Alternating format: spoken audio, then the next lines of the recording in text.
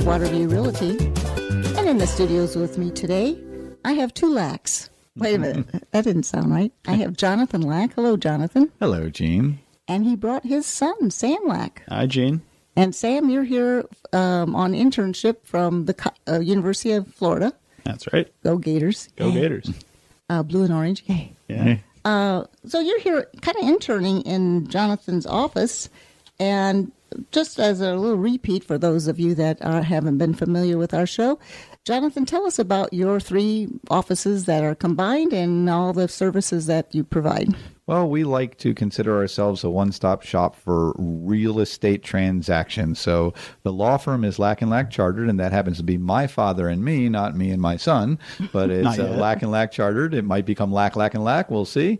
But in any event, we can be reached at area code 321-953-5115 or at lacklaw.com. That's LACKLAW.com.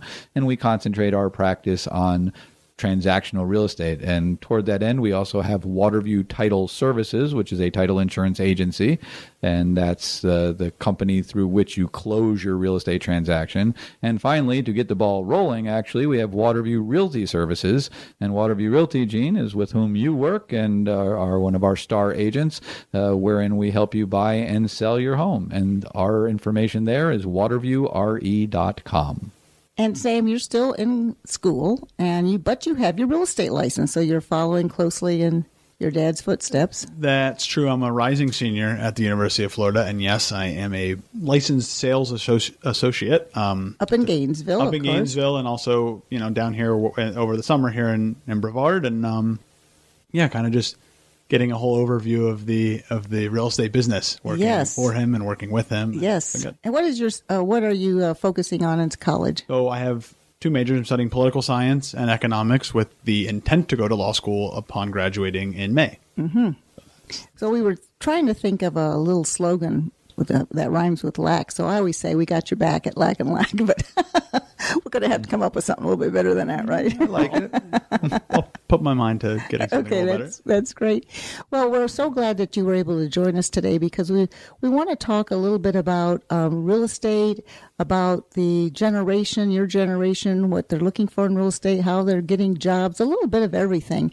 So the focus today is really on family and education because the show does focus on finance, family, real estate, garden, garage. I mean, we cover it all. So we wanted to just kind of have a little roundtable discussion about how we could maybe help people that are maybe selling their homes by themselves or they've got some questions about law. So it's just going to be like an open forum. You're here for the summer? Going to intern for the summer? Yeah, that's the plan. And you are part of let's talk a little bit about the Hardest Hit program because you're helping out your dad with the Hardest Hit program. And that's one of the big benefits. People don't realize that sometimes we've had people on last week and so forth about elder care, and they don't know how to maybe set up their wills and their trusts. And sometimes people get in a situation where they feel like they're forced to sell their house to pay perhaps their spouse's Medicaid or Medicare bills or their assisted living bills. And when people call our office and they say, would somebody come out and look at my house? I need to sell it. We like to ask the questions first. Why are you selling? Because if it's something that we might have an alternative plan in selling, that's some great information. And a lot of people don't realize that if they're behind on their payments or something like that, and that's the reason why they're selling, there might be an alternative. So, Jonathan, we haven't discussed this for the last couple weeks and about the Hardest Hit, but since Sam's here and he's really getting into it as well, let's talk a little bit about how that can be a benefit because most people don't understand the Hardest Hit program. All right, Jean. Well, the Hardest Hit program is the state of Florida's program. It actually came from the umbrella of programs under the Obama administration, the Making Home Affordable program, but happily it was renewed. So we thought the program was going to be expiring at the end of 2016, but they renewed it through 2020 or 2021. I forget now, but in at least a 4-year, 5-year renewal. So that's good news. And even under the Trump administration, at least for now, that program is still there. And it's designed to assist unemployed or underemployed homeowners with their mortgage payments. So if you've lost your job through no fault of your own, the economy has struck you in an adverse way, and you have a reduced income, either reduced down to zero or reduced by at least 10%, the state of Florida will step in and make your mortgage payment for you. Now, of course, there is eligibility criteria, so it's not that simple, but we have found that the program helps about 80% of our applicants. So if you've lost your job through no fault of your own, again, you didn't quit and you weren't fired for cause, you weren't thrown out of there for doing something wrong, but you've just, unfortunately, the economy has struck you adversely, then this program, the Florida Hardest Hit Fund, can actually make your mortgage payment for you and enable many people who come to me to help them with their foreclosure or help them to try to keep their home, or as you say, they come to sell their home because they don't see any alternative. This program has kept many people in their homes. Sam has been assisting me. Actually, the program, we've been handling it since 2011, and Sam has worked for me over many summers and holidays while he's been away at school, assisting with the program. So I don't know, Sam, if you have any comments or anything you could speak to how it affects people and how the benefit of the program. I mean, with this program, you're getting a lot of people who come in with out of their luck and come asking you to save their home, and they come to you on, this is the last chance for them. Right. And you hear that in the phone calls. And so this program really is an opportunity to get a second chance and get an opportunity to get back on your feet. And so when the mortgage payments are being paid by the state of Florida, you're not responsible for them. And so it helps these people who are, unable to make the payment or have become unemployed and don't have a source of income. It lets them spend time searching for a job. And you hear the stories of people who the program has helped, and it makes you want to keep doing it. I know, because I hear it all the time too. I'll pick up the phone and they'll say, my husband just died. I don't have, we're behind on our payments. We're nearing foreclosure. I mean, it's their help. They feel helpless. And then when you get in that downturn cycle, it just seems like you can't get ahead. And a lot of people don't understand that this program or know about it because they don't get on television and spend millions of dollars advertising that there's money available. But per person applying, it's up to about $42,000.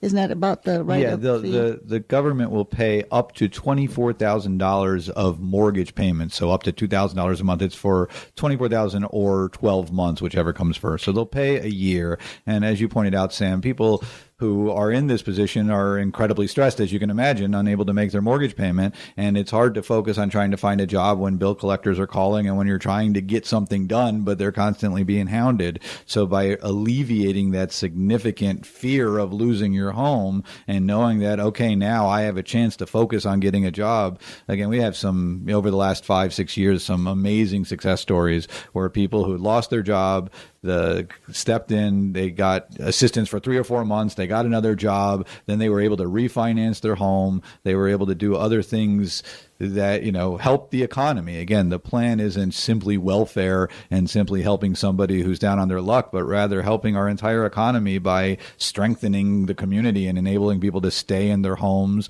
look for gainful employment, and, be a benefit as opposed to a burden. I think that 40-some thousand in my brain is because they'll also bring you up to date, because there's like 2 different arms of that program. I'm sorry, I didn't finish the thought, which is thank you. The 18,000, the other 18,000. What happens is when somebody loses their job, unfortunately, they stop making their mortgage payment and they fall into a hole. And so let's say your mortgage is $2,000 a month and you've fallen into this hole for 3 months. And so you owe $6,000, and then you get a job and you're ready to pay. But you send in your $2,000 because that's what you can afford. And the bank says, no, you owe $8,000, the $2,000 for this month plus the other $6,000. And banks, unfortunately, have not been that flexible and have not worked with people the way we would hope they would.